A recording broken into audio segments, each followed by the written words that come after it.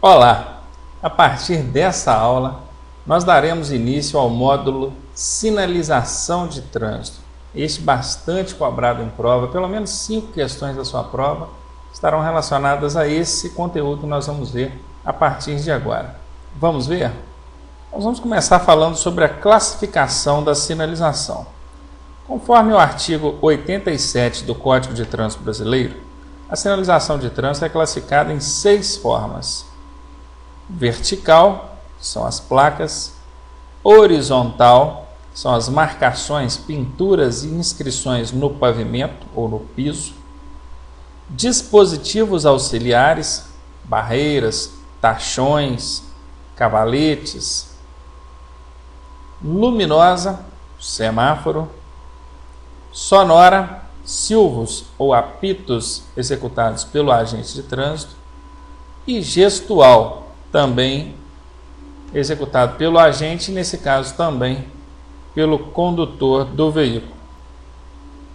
A Resolução 160 do Conselho Nacional de Trânsito, em seu anexo e também no anexo 2 do CTB, trata também sobre a sinalização de obras, que entraria aqui no 5º lugar. Inclusive, esse é o 5º ponto desse trecho da resolução, que fala sinalização de obras. Então, nos levaria a entender que são 7 as classificações, mas não. O Código de Trânsito Brasileiro, que é a lei mãe, a lei que dá origem a isso aqui, nos mostra 6 tipos. E aqui, a Resolução 160, justamente nesse trecho, diz o seguinte: a sinalização de obras tem como característica a utilização dos sinais e elementos de sinalização vertical, horizontal, semafórica e dispositivos de sinalização auxiliares combinados. Ou seja, vocês entendem que a sinalização de obras não é uma classificação específica. Ela existe, a sinalização de obras, mas ela lança mão de recursos de outras classificações de sinalização. Vocês viram em vertical, horizontal, semafórica, dispositivos auxiliares, perceberam? Então, apesar de existir também esse tópico de sinalização de obras, ela não pode ser colocada como uma classificação de sinalização separada, exclusiva. Ela não tem as suas características próprias. Ela usa as demais sinalizações para que ela possa existir. Continuando, vamos falar agora da hierarquia entre as sinalizações existentes. Hierarquia quer dizer qual sinalização prevalece sobre a outra. Em primeiro lugar, vem a ordem do agente de trânsito sobre as normas de circulação e outros sinais. Isso é o seguinte, gente: toda vez que em prova for colocado ali em disputa, vamos colocar assim, né? A questão da ordem emanada por um agente, a sinalização emanada por um agente e outros tipos de sinalizações, sem dúvida alguma, a ordem ou a sinalização emanada pelo agente terá prioridade, ela estará acima. Exemplo: o semáforo está vermelho, fechado, você não deve passar, mas tem um agente de trânsito apitando um silvo breve, que é para você seguir. Quem você vai respeitar? O semáforo vermelho ou um silvo breve emanado pelo agente? A ordem do agente, a sinalização emanada pelo agente em primeiro lugar. Perceberam? Continuando então. Em segundo lugar, vem as indicações do semáforo sobre outros sinais. Se você tiver que definir entre um semáforo verde e uma placa de parada obrigatória, o semáforo vai prevalecer. E por último, ou terceiro lugar, as indicações dos sinais sobre as demais normas de trânsito. Isso quer dizer o seguinte: onde não tiver agente de trânsito sinalizando, onde não tiver semáforo, qualquer outro tipo de sinalização prevalece sobre as normas de circulação. Ok? Pegaram então a hierarquia. Qual tipo de sinalização prevalece sobre a outra? Anotem isso, também é pergunta frequente em prova. Vamos falar agora sobre a sinalização vertical, já que nós vimos lá que são 6 as classificações e vimos que tem vertical, horizontal, gestual, luminosa, sonora e dispositivos auxiliares.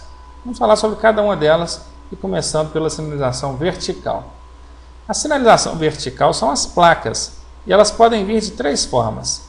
Regulamentação, nós temos nesses modelos apresentados aqui. Advertência, nesses modelos apresentados aqui. E indicação, nesses modelos apresentados aqui. Então, muita atenção a isso. Falou sinalização vertical, nós temos três tipos. Regulamentação, conforme vocês estão vendo na tela, advertência e indicação. Vamos falar sobre cada uma delas agora mais detalhadamente. Sinalização vertical de regulamentação. A primeira coisa que a gente precisa observar sobre esse tipo de sinalização são as suas características visuais. Observem, formato circular, orla externa vermelha ou borda da placa vermelha, fundo branco com simbologia na cor preta. Guardem bem essas características: formato circular, fundo branco, orla externa vermelha e cor preta. A cor predominante, aquela que mais chama a atenção, é a cor vermelha. Essas placas têm a finalidade de proibir, obrigar, restringir. São placas imperativas, exprimem o sentido de imposição. É isso mesmo. As placas de regulamentação, elas são imperativas, elas impõem, elas vão estar sempre obrigando alguma coisa, ou proibindo alguma coisa, ou restringindo alguma coisa. Elas não te dão a opção de segui-la ou não. Desrespeitar uma placa de regulamentação caracteriza a infração de trânsito passível de punições. Nós temos dois tipos de placas de regulamentação, apenas duas placas de regulamentação que não têm o formato circular. Todas as demais têm o formato circular, mas essas duas que eu vou mostrar aqui não têm. São elas: a placa de D preferência, que tem um formato triangular, e a placa de parada obrigatória, que tem um formato octogonal. Bom, um triângulo, acho que todo mundo sabe o que é. Tem três lados: 1, 2, 3. Agora, octogonal são 8 lados, tá? Para quem não sabe, vejam: 1, 2, 3, 4, 5, 6, 7, 8. Vejam bem, essas duas placas, D preferência no formato triangular e parada obrigatória no formato octogonal, elas têm o formato diferenciado de todas as demais placas da sua família de regulamentação, não por acaso.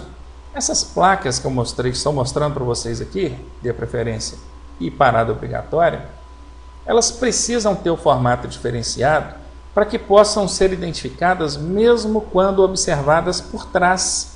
Imaginem, você está chegando num cruzamento e de frente para você tem uma placa de parada obrigatória ou de D preferência. Você sabe que você deve diminuir a velocidade e parar. Enquanto quem está passando na via transversal ou na preferencial, vamos dizer assim, ele não tem nenhuma placa avisando a ele que ele está na preferencial. Não tem lá uma placa dizendo assim: vai que tem uma placa de parada obrigatória para o outro, ou vai que a preferência é sua. Não tem. Ele vai olhar para cá, para essa rua onde você está, e vai ver essa placa de parada obrigatória de costas para ele. Sendo ela no formato octogonal, ele consegue identificá-la e saber então que você precisa parar para ele passar. Entenderam a finalidade dessas placas ter o formato diferenciado? É para que elas possam ser identificadas mesmo quando observadas por trás. Voltando à tela, eu ainda quero chamar a atenção no seguinte: a placa de D a preferência, ela não obriga a parada, ela apenas determina que o condutor diminua a velocidade e pare se vier outro veículo na via transversal, enquanto a placa de parada obrigatória, independentemente de estar ou não vindo outro veículo, o condutor é obrigado a imobilizar totalmente o veículo. Com isso, nós concluímos o quê? Tem candidato que na hora do exame de direção se aproxima do cruzamento e tem lá uma placa de parada obrigatória. Aí ele olha para a esquerda, olha para a direita, ele não parou o veículo, ele diminuiu, aproximou do cruzamento, olhou, não vinha ninguém, ele passou, colocou uma primeirinha, foi devagarinho, olhou e passou. Isso caracteriza uma infração gravíssima. E no caso do exame, que não tem infração, mas é falta gravíssima, o candidato será eliminado.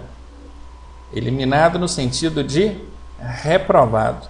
Avançou placa de parada obrigatória na hora do exame, a falta é gravíssima e o candidato é instantaneamente reprovado. É uma falta eliminatória. Tudo bem? Continuando. Para concluir a explicação dessa parte das placas de regulamentação, vem a observação aqui embaixo dizendo que constitui infração de trânsito o desrespeito às placas de regulamentação, conforme eu já expliquei anteriormente. Elas não te dão o direito de segui-las ou não, a opção de segui-las ou não. São placas imperativas, impositivas, portanto, desrespeitá-las é infração de trânsito, passível de punições. Sinalização vertical de advertência. A finalidade das placas de advertência é alertar os condutores quanto aos riscos e circunstâncias encontrados ao longo da via. Diferentemente das placas de regulamentação, as placas de advertência, elas não te impõem nada, elas não são placas imperativas, não são placas impositivas. Portanto, não há como caracterizar a infração desrespeitar esse tipo de placa. Elas não te impõem nada, não te obrigam a nada, não te proíbem a nada. Porém, o desrespeito a uma placa ou a inobservância a uma placa de advertência pode te levar a circunstâncias perigosas, muitas vezes até mesmo a um acidente. São placas que te avisam, te alertam sobre riscos e circunstâncias encontradas ao longo das vias. Essas placas têm o formato quadrado, isso mesmo, quadrado, tem 4 lados iguais, na mesma medida, porém colocado de forma inclinada. Então não confundam, são quadrados, tá?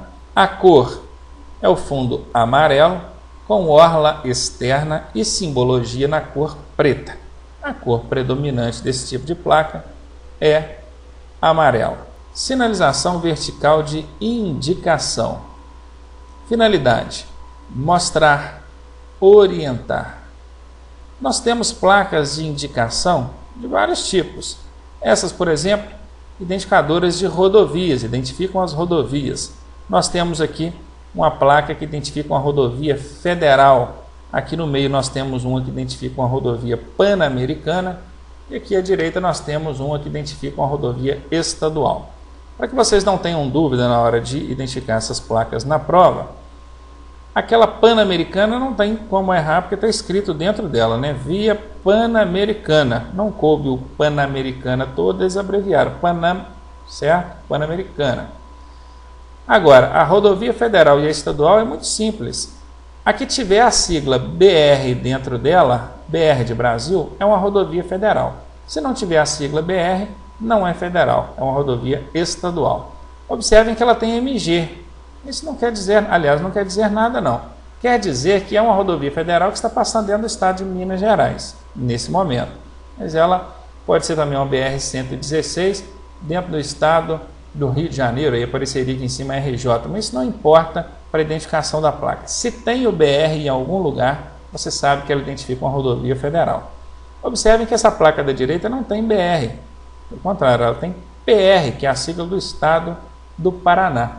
Se não tem BR aqui dentro, eu já logo identifico que é uma placa que identifica, no caso, uma rodovia estadual. Então, rodovia estadual, rodovia pan-americana, rodovia federal. Nós temos também, dentro das placas de indicação, aquelas de atrativos turísticos. Elas têm a cor predominante marrom, com o pictograma ou a simbologia aqui na cor preta, fundo branco e cor preta. Nós vamos ver mais adiante o significado de cada uma das placas de atrativos turísticos. Mais adiante nós vamos estar vendo isso. Da mesma forma, serviços auxiliares, que tem aí o fundo azul, mas pictograma com fundo branco e simbologia em preto. Indicação de locais, sentidos e distâncias. Vejam, vem na cor verde para regiões e azul, identificando aqui uma rodovia. Então ela pode vir na cor verde ou azul, dependendo do que ela estiver identificando. ela tem também a finalidade de indicar aí distância. Observe que aqui está mostrando Florianópolis a 7 quilômetros, nesse 7 aqui representa a distância. E até mesmo a direção, veja que São José 6 quilômetros e a direção, mostrando que fica à direita. Palhoça 14 quilômetros, mostrando a direita. Temos também dentro das placas de indicação as que são chamadas de educativas. Elas são placas retangulares, normalmente grandes, com fundo branco e inscrições em preto. Tem mensagens escritas dentro delas. Essas mensagens podem ser as mais diversas possíveis. Aqui nós temos: use o cinto de segurança, obedeça a sinalização. São apenas 2 exemplos. Temos também o marco quilométrico, que demarca as rodovias a partir do seu início, com um espaçamento aí de 5 em 5 quilômetros no máximo. Você vai encontrar uma placa dessa, que é o marco quilométrico. Normalmente a gente encontra em espaçamentos menores, mas no máximo de 5 em 5 quilômetros você precisa encontrar um marco quilométrico, demarcando então a distância que você está em relação ao início dessa rodovia. As placas de indicação têm caráter meramente informativo e educativo, ou seja, também não são placas impositivas, também não são placas imperativas.